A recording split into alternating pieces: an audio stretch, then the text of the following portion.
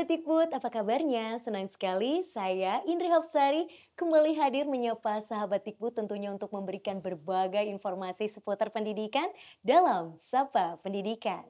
Sahabat Dikbud, pelajar Indonesia merupakan pelajar sepanjang hayat yang kompeten, berkarakter, dan berperilaku sesuai dengan nilai-nilai Pancasila. Yang tentunya selaras dengan visi pendidikan Indonesia, yaitu mewujudkan Indonesia maju yang berdaulat, mandiri, dan berkepribadian melalui terciptanya pelajar Pancasila. Namun seperti apa ya profil pelajar Pancasila dan bagaimana pembentukan dan penguatan profil pelajar Pancasila? Tentunya kita akan membahas lebih dalam lagi bersama dengan Ibu Anita Wati yang sudah hadir bersama dengan Indri di studio. Ibu, apa kabarnya? Baik, Mbak Indri. Sehat Baik, ya, Mbak. Bu? Sehat, alhamdulillah. Bu, seperti yang tadi, sekilas, Indri baru sekilas aja nih menyampaikan ke sahabat Dikbud, boleh nggak sih Bu, dijelaskan lebih dalam lagi sebetulnya apa sih, yang dimaksud dengan profil pelajar Pancasila? Oke. Tadi sudah disebutkan ya teman-teman di depan, profil pelajar Pancasila itu tadi pelajar sepanjang hayat Ya. yang berkompeten dan berkarakter dan berperilaku sesuai nilai-nilai Pancasila. Ya. Itu. Cuma memang dia ada 4 cara untuk menerapkan profil pelajar Pancasila di satuan pendidikan. Baik. Yang pertama, terintegrasi dengan intrakurikuler. Ya. Yang kedua, terintegrasi dengan ekstrakurikuler. Yang kedua, yang ketiga adalah dikuatkan di kokurikuler yang kita sebut dengan proyek penguatan profil pelajar Pancasila. Yang terakhir, di budaya sekolah. Baik. Dia jadi sustainable, berkelanjutan di budaya sekolah. Itu penerapan profil pelajar Pancasila gitu. Baik. Dan kemudian apa sih Bu tujuan dari proyek penguatan profil pelajar Pancasila atau biasa yang disebut dengan P5? Baik, Mbak. Seperti kita ketahui tadi dari kalimatnya saja, proyek penguatan profil pelajar Pancasila. Artinya proyek ini untuk menguatkan profil pelajar Pancasilanya yang memang dia adalah tujuan dari standar kelulusan kita. Jadi proyek itu memang dirancang untuk menguatkan profil pelajar Pancasila yang memang nanti akan ke arah ke dimensi profil pelajar Pancasilanya. Ya. Fokus ke sana proyek. Baik, boleh nggak Bu dijelaskan bagaimana sih pelaksanaan P5 kalau di dalam satuan pendidikan itu? Pelaksanaan profil pelajar Pancasilanya itu seharusnya ya kita merancang itu seharusnya satuan pendidikan itu melakukan itu secara dari mulai segi muatannya, dari mulai kegiatannya, terus alokasikan waktunya, itu dilaksanakan secara terpisah, secara fleksibel, sorry. Nah, proyek penguatan profil pelajar Pancasila itu terpisah dari intrakurikuler. Nah, ini miskonsepsi pertama sebenarnya. Dia harus terpisah. Nah, dan juga tidak ada kaitannya kompetensi atau muatannya itu dengan mata pelajaran intrakurikuler. Itu pelaksanaannya di sekolah sih sebenarnya. Baik. Jadi miskonsepsi pertama adalah tolong dia terpisah dari intrakurikuler. Oke. Mungkin kalau sahabat Dikbud masih bertanya-tanya nih Bu, boleh dijelaskan lagi nggak? Kenapa sih dia harus terpisah gitu Bu? Iya, karena memang niatnya adalah profil pelajar Pancasila itu untuk kan menguatkan karakter. Iya. Kalau dia hanya terintegrasi dengan intrakurikuler, itu dia menjadi sepertinya kalau kita bisa bilang kalau dulu itu agak 50-50 ya, karena kalau intrakurikuler itu kan mata pelajaran ya teman-teman. Jadi misalnya kalau kita belajar, katakanlah belajar bahasa Indonesia atau matematik, nah dimensi 6 profil pelajar Pancasila yang mengenal kritis, beriman bertakwa, itu hanya terintegrasi, terinsert ke dalam langkah-langkah atau aktivitasnya. Tapi kalau profil pelajar Pancasila yang diukur, yang dinilai, itu memang profil pelajar Pancasila. Sehingga memang fokusnya profil pelajar Pancasila itu menguatkan karakternya. Jadi dia fokus kegiatannya, aktivitasnya, dan penilaiannya nanti fokusnya terhadap dimensinya. Kalau di intra hanya terintegrasi fokus penilaiannya hanya di lingkup materi. Beda ya pelajarannya. Jadi memelihara matematiknya, menilai bahasa Indonesia. Tapi kalau profil ya menilai dimensinya, yang menilai nalar kritisnya, mandirinya, beriman bertakwanya dan sebagainya.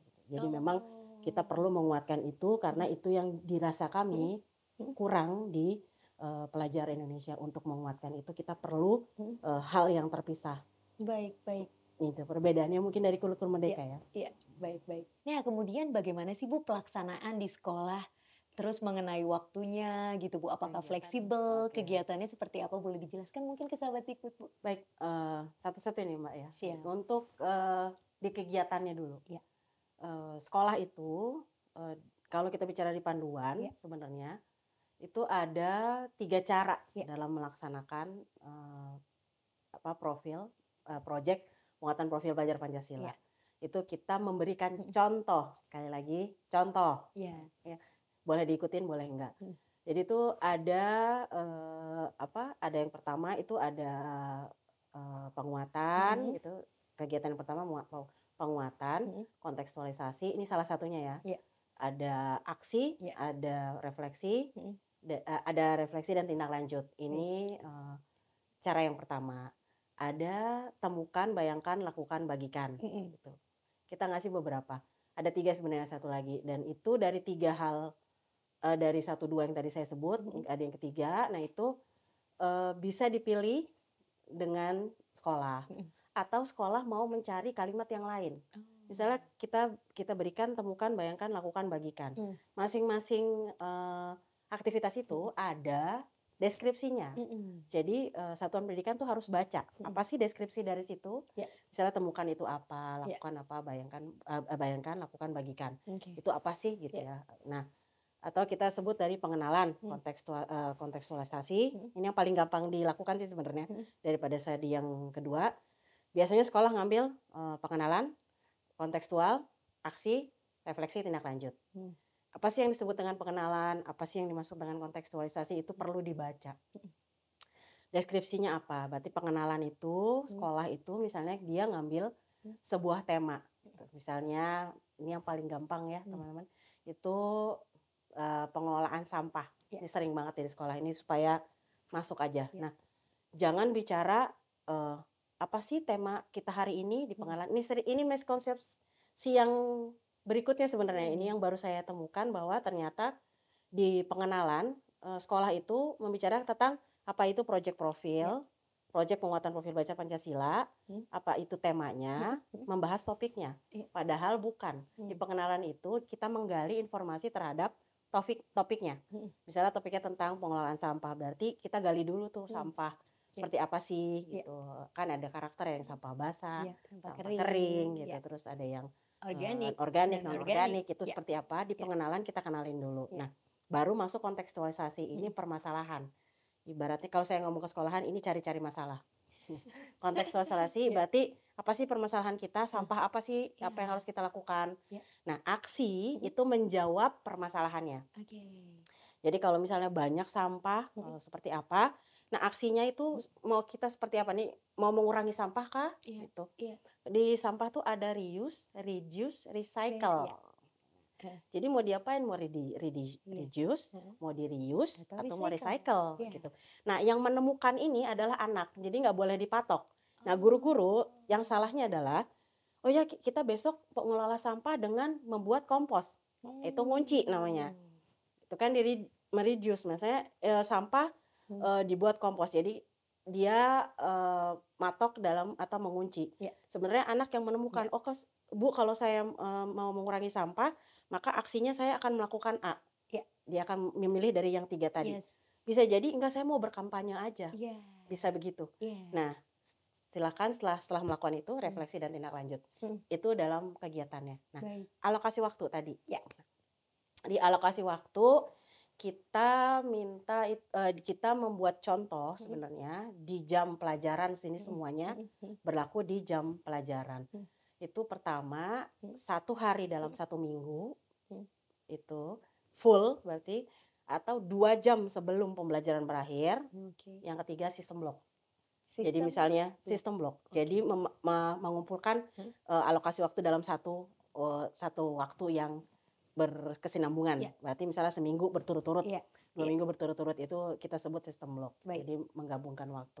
Nah, sekolah tinggal milih gitu. Tadi yang kita bicara fleksibel, silakan pilih dari contoh-contoh yang kami berikan.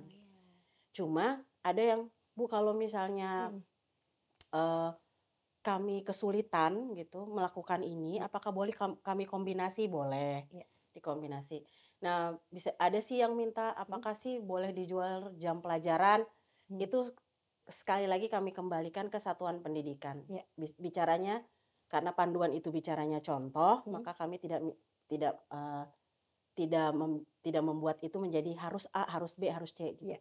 Disesuaikan dengan, kebutuhan sekolah, semenyenangkannya sekolah, tapi jangan lupa juga, bagaimana peserta didik juga harus menyenangkan juga buat peserta didik gitu.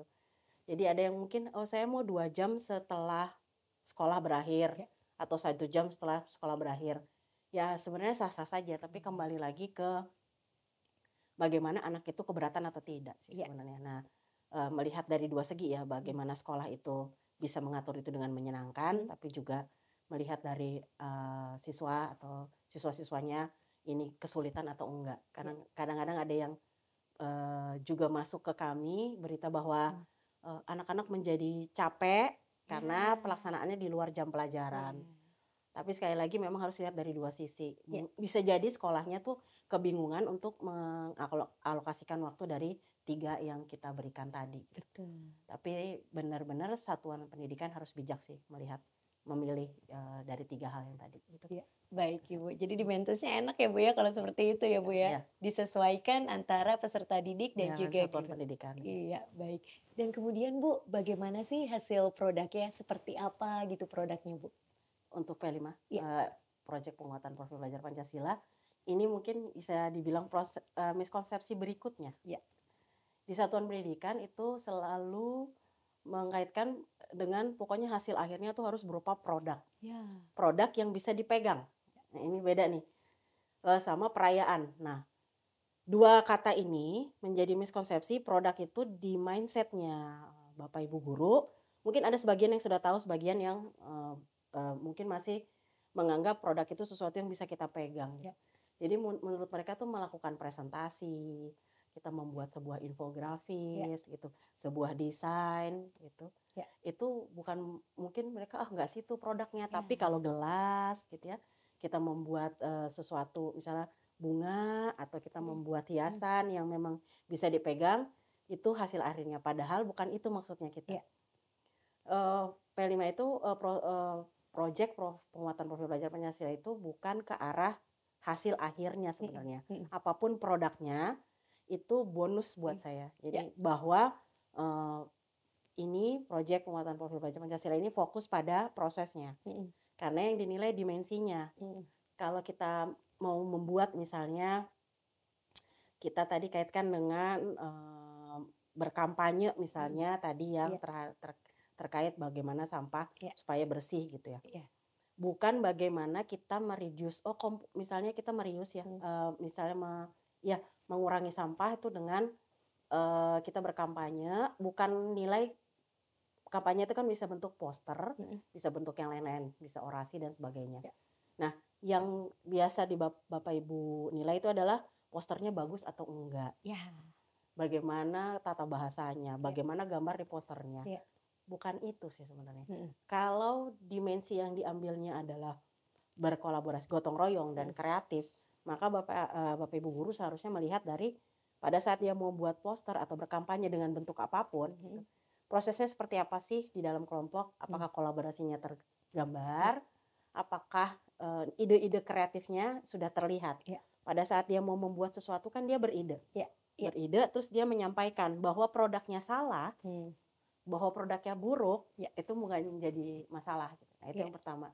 Yang terakhir, nah ini yang biasa dilakukan, ini mungkin Mhm. karena sekolah itu biasanya ada beberapa sekolah yang melakukan pentas seni Iya, ya. Nah perayaan. ini, eee, mungkin pesan saya adalah silahkan kalau yang Mhm. itu, tapi tolong jangan kaitkan dengan proyek penguatan profil pelajar Pancasila. Iya. Jadi ini sekarang dikaitkan gitu, oke perayaan P5 Iya. bahkan ngomongnya, perayaan proyek penguatan profil pelajar Pancasila. Yang dipajang produknya, itu bukan maksudnya sebenarnya. Jadi bangga terhadap, oh ini sudah membuat A, sudah membuat B, sudah membuat C gitu. Digelar Iya. gitu. Iya. Digelar, ini bagus nih, orang-orang kagum Iya. terhadap hasil akhirnya. Mhm. Padahal seperti niatnya proyek penguatan profil pelajar Pancasila, profil pelajar Pancasila isinya 6 dimensi. Ya. Kalau dibilang penguatan, berarti yang harus dibanggakan adalah apakah kolaborasinya sudah terbangun, apakah beriman pertakwanya terhadap Tuhan Maha Esa itu sudah terlaksana gitu, apakah mandiri atau kreatifnya sudah terbangun, itu yang harusnya dibanggain, bukan si produk yang ada di perayaan. Nah, mungkin ini himbauan ya buat sekolah bahwa proyek penguatan profil pelajar Pancasila ini tolong jangan dikaitkan dengan perayaan apapun. Kalau sekolah, oh saya mau buat 1 tahun sekali, sebenarnya kami ada perayaan pentas seni, silahkan. Tapi jangan bunyinya P5. Iya, proyek penguatan profil Pancasila ada perayaannya. Jadi mahal. Nah, mahal yang berakibat pada orang tua. Ini banyak sekali terjadi dan bahkan terakhir kali saya webinar mungkin ya, webinar sebulan yang lalu dengan audiensnya orang tua. Ngejawabnya bingung saya, Bu, kenapa sih saya anak saya pada saat project itu berbayar, saya harus iuran. Nah ini kan saya yakin kaitannya dengan perayaan dan tadi produk, karena anak-anak harus menghasilkan A, B, C. Bahkan nanti ada perayaan fashion show batik lah gitu, dengan tema kearifan lokal, padahal bukan itunya. Yang anak harus nyewa kostum. Nanti ada beragam macam kuliner misalnya, anak-anak harus bikin macam-macam kuliner, yang bahannya juga nggak gratis pastinya. Nah itu yang direpotkan adalah orang tua. Nah ini sekali lagi mungkin sekolah bijak dalam melaksanakan proyek penguatan profil Pancasila, dan mungkin himbauan saya ya, tolong dibaca deskripsi dari masing-masing tema. Kalau dibaca itu kami tidak meminta itu harus berbentuk hasil akhirnya produk gitu dari masing-masing tema. Jadi satuan pendidikan tolong dibaca deskripsi masing-masing tema sehingga ujungnya tidak salah. Iya betul. Padahal tidak selalu produk ya Bu ya, jauh di dalam itu. Di atas itu. Kalau dilihat deskripsinya tidak meminta apapun terkait produk. Kemudian Bu, bagaimana asesmen P5 itu sendiri? Nah ini mungkin miskonsepsi berikutnya. Yang tadi kita bilang kan kalau berkaitan dengan produk, nah yang banyak dinilai oleh Bapak Ibu guru itu adalah produk akhirnya. Tadi saya sudah bilang, poster ya posternya yang dinilai. Gitu. Nah, focusing ini satuan pendidikan mungkin semuanya harus membaca panduan ya sekali lagi, bahwa yang dinilai itu bukan produknya, bukan bagaimana bagusnya produk itu, gitu. Tapi lebih kepada menilai dimensi, elemen, sub-elemennya dari profil pelajar Pancasila. Nah, jangan lupa sama seperti intrakurikuler, proyek penguatan profil pelajar Pancasila itu juga ada asesmen awal, asesmen formatif atau di prosesnya, atau penilaian akhir yang kita sebut dengan sumatif. Ada 3 hal itu sebenarnya Mbak, tapi memang sekali lagi fokusnya kepada dimensi profil pelajar Pancasilanya. Baik. Tuh Sahabat Iput, jadi nilainya bukan dari hasil produknya ya Bu ya. Tapi gimana mungkin karakternya ya Bu ya, mungkin idenya itu ya Bu ya lebih tepatnya. Iya, karakternya. Baik, ini mungkin miskonsepsi berikutnya. Untuk tadi kan saya bilang asesmen itu ada awal, di proses dan di akhir. Nah, untuk asesmen awal ini berbeda dengan intrakurikuler. Kalau intrakurikuler memang membahas anak udah paham lingkup materinya atau belum. Nah, ini nggak bisa dilakukan di kokurikuler atau di proyek penguatan profil pelajar Pancasila. Di proyek penguatan profil pelajar Pancasila, asesmen awalnya adalah satuan pendidikan menentukan dimensi, elemen, sub-elemen. Nah ini udah dibilang menentukan asesmen awal. Dari mana sih caranya menentukan dimensi, elemen, sub-elemen? Bisa dari mana-mana sih Mbak. Bisa dari raport pendidikan, bisa dari observasi ringan di sekolah, bisa. Biasanya guru tuh tahu sih kebiasaan anak-anak di kelas seperti apa. Jadi melihat dari situ, ini kayaknya kita perlu ngambil dimensi, elemen, sub-elemen yang ini nih gitu. Sesuai dengan apa yang mereka lihat dan mungkin juga sesuai dengan tadi ya kalau misalnya observasi ringan. Tapi kalau melihat dari raport, ada salah satu sekolah yang yang dia begitu lihat raportnya kok intolerannya agak Ya. tinggi gitu ya. Terus kerjasamanya kurang baik misalnya di satu sekolah. Maka mungkin dia langsung, oh saya ngambil ini aja teh dimensinya Ya. gotong royong, Ya. terus beriman bertakwa pada Tuhan yang Maha Esa dan berakhlak mulia. Di situ ada sub elemen yang berakhlak terhadap sesama. Ya. Nah itu bisa diambil. Nah dia sudah menentukan itu, sudah memutuskan itu, itulah asesmen awal. Jadi nggak usah kemana-mana. Jadi nggak usah apa itu lingkup materi yang mau diperbaiki, enggak. Tapi menentukan itu, itulah. Asesmen awal. Asesmen awal. Satuan pendidikan sudah melakukan itu berarti. Ya Bu, lanjut nih Bu. Bagaimana evaluasi P5 itu sendiri? Nah, kalau kita ngomong evaluasi berarti ngomongin raport nih. Ya. Ini juga banyak pertanyaannya. Raport itu kan harusnya bersifat informatif dan yang satu, yang kedua, jangan menyulitkan sekolah seharusnya. Ya. Jadi sehingga dia itu apa sih yang diukur di dalam raport? Ya tadi dimensinya. Karena tadi kita mengacunya P5 itu adalah dimensi profil pelajar Pancasila, maka isinya ya dimensi, sub elemen dan pada target capaian per elemennya. Itu sih yang didapat di dalam raport. Gitu. Baik. Nah, berbicara tentang rapor itu sendiri Bu, apakah itu penilaiannya berupa angka atau? Iya, ini jangan diangkain ya Bapak dan Ibu. Kalau lihat sekali lagi, ini semuanya kita lihat di dalam panduan, itu kita tuh melihat dari perkembangan, tidak ada angka, itu adanya yang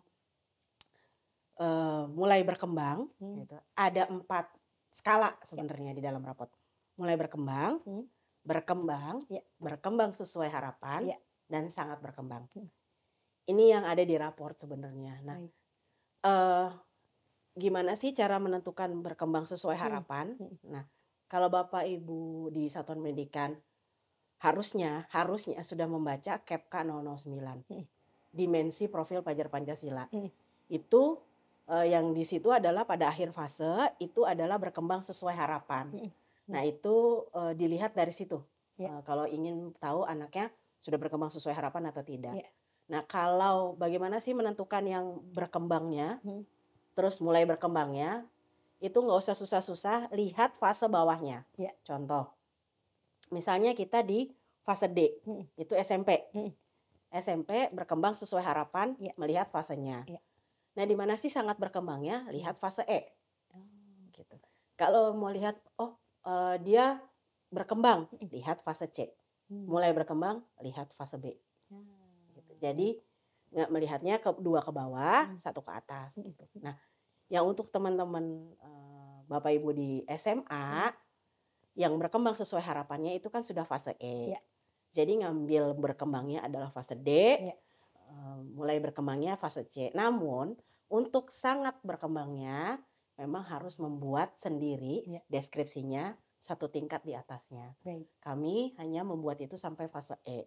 Nah, tolong jangan cari fase F di dimensi profil pelajar Pancasila. Karena memang kalau di intrakurikuler ada SMA itu ada E dan F. Tapi kalau profil pelajar Pancasila dia hanya berakhir di fase E. Fase E itu untuk mungkin dibaca untuk 3 tahun. Dari mulai kelas 10, 11, 12, 3 tahun untuk fase E. Jadi kalau mana sih fase F-nya? Nggak ada. Berakhir dari fase E. Itu mungkin perbedaan dari yang capaian pembelajaran di intrakurikuler. Baik. Nah kalau tadi kan berarti rapor itu tidak lewat penilaian ya Bu ya. Kalau rapor itu biasanya terbitnya setahun sekali atau setiap per semester sih Bu? Oke, iya ini rapor Bapak dan Ibu. Karena tadi kita merujuknya ke fleksibel gitu ya. Alokasinya fleksibel, Bapak Ibu bisa memilih sistem blok atau dan lain-lain. Ini kita menyarankan 1 tahun sekali. Karena agak susah nih kalau per semester gitu. Nanti juga membebani Bapak dan Ibu. Nah tadi kan prinsipnya adalah tidak membebani secara administratif. Sehingga 1 tahun sekali. Misalnya untuk SMP ada 3 sampai 4 tema. Ya 4-4-nya atau 3-3-nya kalau ngambil minimal dilakukan di akhir tahun. Begitu juga dengan jenjang yang lainnya. Sehingga tidak menyulitkan lah untuk satuan pendidikan. Jadi nggak usah per semester harus ada rapotnya gitu. Karena terakhir saja sudah cukup 1 satuan pendidikan. Baik, Ya, jadi, rapor itu akan terbit itu setahun per sekali. Ya, tahun ya, setahun setahun sekali. sekali itu akan terbit. Ya, Baik Ibu, dan terakhir nih Bu, ya.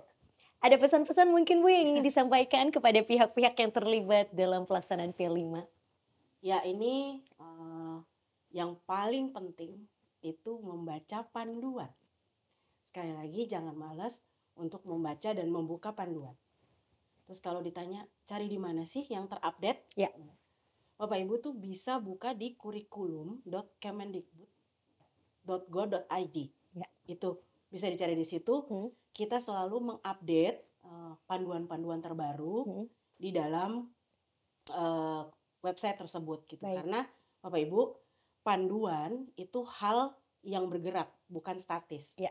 Jadi kami pun di pusat kurikulum melakukan pembaharuan itu memang akan ada nanti umpan balik, tapi memang tidak dalam waktu dekat berapa bulan sekali ganti, enggak. Tapi memang akan ada pembaharuan. Jadi mohon dilihat perbaharuan-perbaharuannya itu di website kami gitu, di kurikulum tadi, kurikulum.kemendikbud.go.id. Bacalah itu. Dan pesan saya mungkin proyek penguatan profil pelajar Pancasila itu adalah ini hal baru memang. Jadi mungkin jangan takut salah karena Bapak Ibu bisa mengambil sebenarnya contohnya di PMM. Bisa diambil di situ. Nah, kalau cari contoh jangan cari di website kurikulum, tapi lihatlah contoh-contoh di PMM. Gunakan itu untuk yang terupdate dari kementerian. Baik, terima kasih banyak Ibu Henditawati atas penjelasannya terkait proyek penguatan profil pelajar Pancasila. Semoga proyek penguatan profil pelajar Pancasila ini dapat menjadi sarana yang optimal dalam mendorong peserta didik menjadi pelajar sepanjang hayat yang kompeten, berkarakter, dan berperilaku sesuai dengan nilai-nilai Pancasila. Sehat selalu Ibu. Nah, sahabat Dikbud, sekarang saatnya Indri Hapsari pamit undur diri. Tapi jangan lupa saksikan terus Sapa Pendidikan di episode-episode berikutnya. Sampai jumpa.